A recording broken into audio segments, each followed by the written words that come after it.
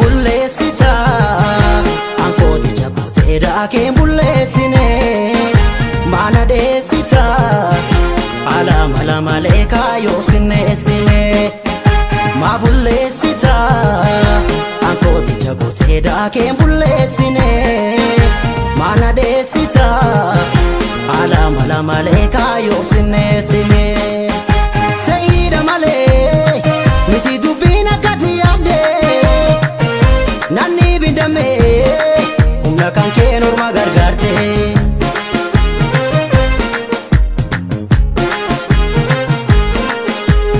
ilkaa'u jiraata ta'e kan nu gidduu nyaatuun si faa'u hinnisu maaddii ulfina qabu kana ormaaf laannee maaliif bullaa gabu garaa lama maaliif bullaa gabu ormi nyaata maaliif bullaa gabu garaa beela maaliif bullaa gabu ormi nyaata maaliif bullaa gabu nas fakkaate sis fakkaacha addanuu baasuuf kan oolu itti yaade dhufee yeroon bira ga'uun oolu farda kan keenya taphattoon kaachisanii durnool beekna wallu wallaalchisanii farda kan keenya taphattoon kaachisanii durnool beekna wallu wallaalchisanii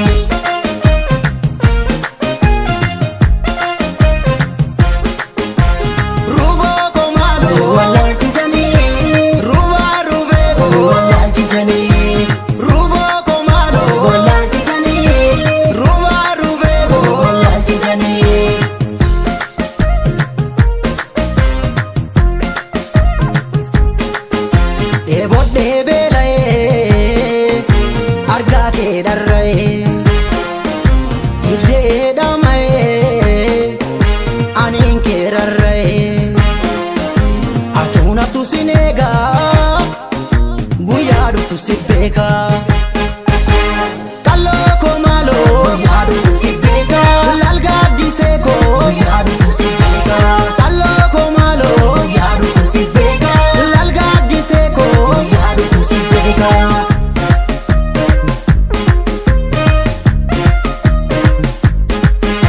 kan darbe inni dhufaa jiru sedduudha antooftan argee alagaa baafna of gidduudha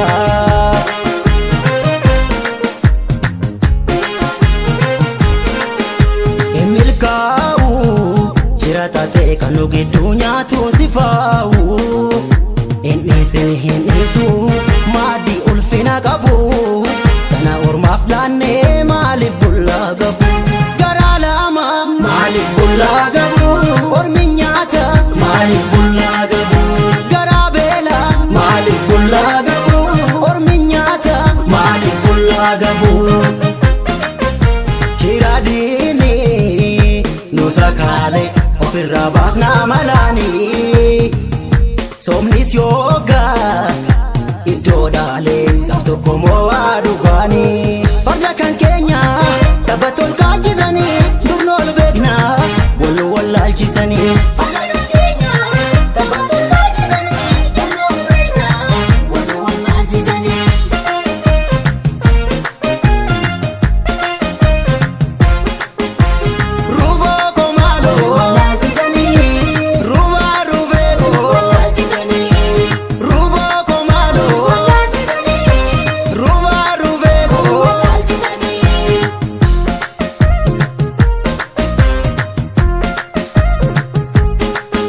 Deebuun beelaa obsee wallaalaa koos horsee ijjiitii koos dhoksee akka keenyas tiksee atuun haftu sin eegaa guyyaa dhuftu si beekaa